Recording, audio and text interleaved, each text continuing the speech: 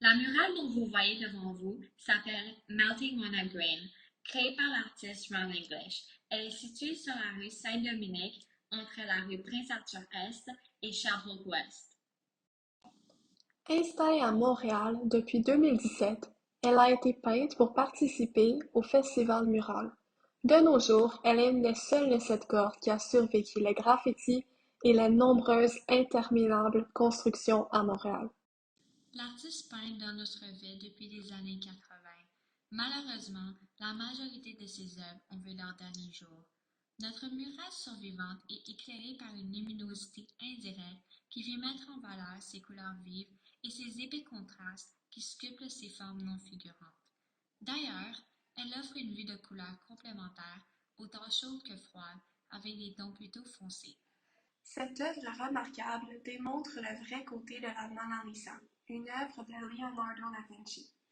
Elle consiste de motifs superposés les uns aux autres, faisant une dualité avec la vie réelle et fausse, illustrant ce qui est vraiment derrière le sourire sympathique, un squelette qui est souvent caché derrière une fausse image que nous mettons en avant.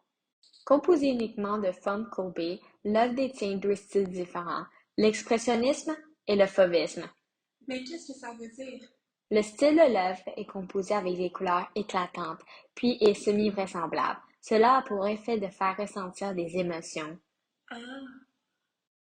Sur l'œuvre de Ron English, il se trouve une tête de mort derrière le bonhomme sourire. Nous pouvons interpréter cela différemment. Par exemple, cela peut être représenté par les médias sociaux où nous publions une fausse image de soi-même pour paraître mieux. Nous trouvons qu'elle démontre que certains d'entre nous essayons de cacher nos émotions plus attristées et sombres derrière un sourire pour les autres autour de nous. Bref, la relation que nous comprenons entre notre murale et la Mona Lisa est le sentiment que l'œuvre de Leonardo da Vinci peut sentir après avoir été déplacée de nombreuses fois et observée par des milliards de personnes.